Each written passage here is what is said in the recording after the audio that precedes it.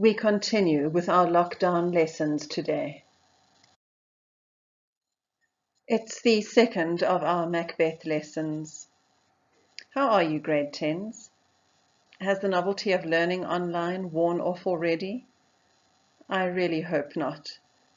Please reach out to me if I can help you in any way. Today we're going to study the murder scene. It's bloody, it's gory, it's typically Shakespearean. As always, you need your textbook, your notebook, your pens, and if you can, watch the scene on digital theatre. I have again divided the lesson into two sections. For the first part, we'll consolidate your work from the previous lesson. For the second part, we'll delve into the murder scene. In every lesson, you must continue to watch out for references to these 5 themes. Do you remember the content of Act 2, Scene 1? Banquo's conversation with Macbeth, followed by Macbeth's famous dagger soliloquy. If not, pause the video and do some quick recapping on your own. Let's have a look at your answers to these questions. The first one. Macbeth's interpretation of the dagger changes from a strange hallucination that he is experiencing to a practical suggestion. It's as though a vague thought becomes a probable plan. The second question. The word fatal, which means to kill, to die, to be so wounded that you end up dead, can refer to both Duncan and Macbeth. To Duncan, obviously, as he will be fatally wounded by Macbeth. In other words, he dies. To Macbeth, because he is putting into motion events that will ultimately result in his own death. The third question. The rhetorical questions emphasize the uncertainty that Macbeth is feeling. Is this a dagger? He wonders. Am I going mad? Should I kill Duncan? As an audience, we can actually see the mental battle that is taking place, the battle between good and evil. For the fourth question, I asked you to look at the words in red. It's clear that the vision of the dagger has developed so dramatically that Macbeth now sees it as the instrument of murder. Where the dagger was just a knife before, it is now envisioned as dripping in blood.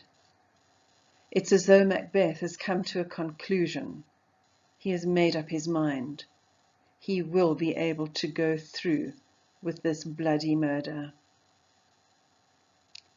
The imagery in the fifth question serves to categorize Macbeth as one of these dangerous people. It's as though he's now a member of this club, a club of evil, twisted characters. I have highlighted in purple the examples of personification. Macbeth is fast descending into a state of paranoia. He's afraid that the earth and even the stones might betray him and his evil plan. The noises in the play are significant. We have heard about the calls of various birds, for example, the hooting of an owl. You will know that this usually signifies an impending death. Shakespeare uses the sound of a bell numerous times in this play.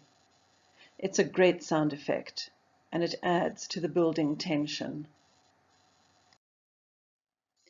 You are now going to watch a video clip in which a British teacher, Birch, explains this key scene in the play. Pay close attention. Pause the video whenever necessary so that you can take good notes and annotate the text. Hi, this is Mark Birch, and today I'm going to be taking a look at the revision of Macbeth Act 2, Scene 2. One of the first things we notice in Lady Macbeth's utterances are her use of antithetical parallelism.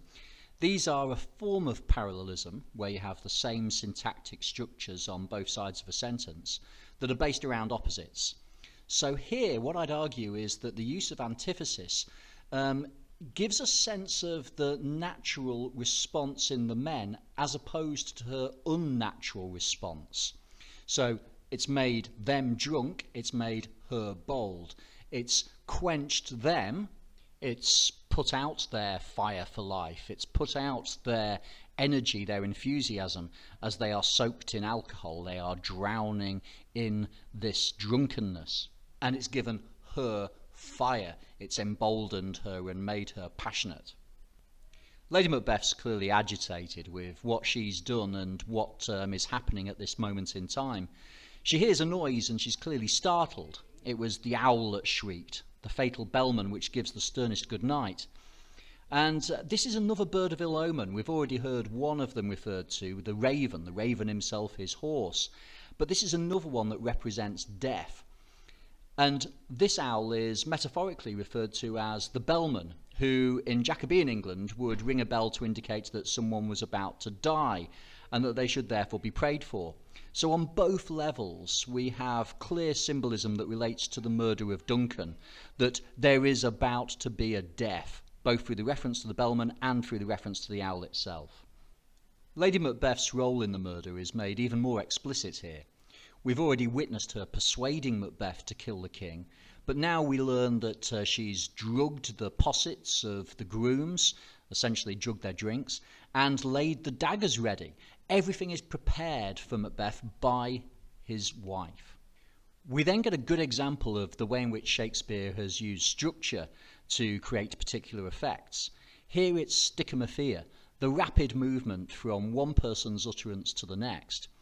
And I've dragged Connie in off the English corridor to try and demonstrate this, so thanks to her. When? Now. As I descended? Aye. Hark, who lies in the second chamber? Donald Bain. This is a sorry sight. So hopefully you can see that the rapid movement from one speaker to the next, the break in the metre, can structurally reflect the kind of tension and uncertainty felt by both Macbeth and Lady Macbeth. And also the frequency of the use of interrogatives complements that too. We've got so many questions being posed by both characters that you can't escape the sense of uncertainty. We're then introduced to the motif of disturbed sleep, one of the most common and important motifs within the play. It's something that's repeated time and time again in this act, and obviously takes a significant part of Act 5 Scene 1 with Lady Macbeth's sleepwalking scene. And when we're looking at some of the specifics that Macbeth explores within the context of the disturbed sleep, we have this reference to these hangman's hands, as if they'd seen me with these hangman's hands. That would be a really powerful image for a Jacobean audience, because the hangman would have this really grim duty of butchering the corpse of a traitor, potentially disemboweling those people who had been hung, and therefore it would capture this sense of the grisly and the bloody, something that echoes the way that Macbeth feels about his own current status. He's covered in this blood, and that blood represents his guilt. It's worth recognising that when Macbeth says, "I could not say amen when they did say God bless us," that this would be really significant, particularly to a profoundly Christian society. God bless us would be used as a ward against evil. So Macbeth, having committed this terrible act of regicide, isn't able to say amen because he's cut himself off from God's protection. He goes on to say, "But wherefore could I not pronounce amen? I had most need of blessing, and amen stuck in my throat." Well, he may have had need of blessing, but he doesn't deserve blessing because he's committed this terrible act. Lady Macbeth's subsequent response, "These deeds must not be fought after these ways, so it will make us mad," is foreshadowing the theme of madness as it appears later in the play, both in terms of the madness of Macbeth and the madness of Lady Macbeth. I won't go through all of the areas, you can see some of them on the screen there, but madness features very widely across the play. We've already heard that sleep is a key motif in the play. And here we have sleep personified as innocent. Given Macbeth's guilt, profound guilt given his murder of Duncan, his access to sleep is denied him. When he says Macbeth does murder sleep, sleep's murdered both literally and figuratively. Literally by the murdering of Duncan in his sleep. So we have there the murder of an innocent. It distinguishes it from the other kind of killings that Macbeth has been praised for in the past. And the kind of figurative killing of his own capacity for sleep through the committing of that murder. Macbeth goes on to explore the significance of sleep and the symbolism of sleep at some length through a consideration of its positive value. And of course, through that, there's a sense of his own guilt, his remorse, the self-loathing that comes about through being denied sleep as a result of his actions. One of the first things he says about sleep is that it knits up the ravelled sleeve of care, which is a metaphor based on textiles.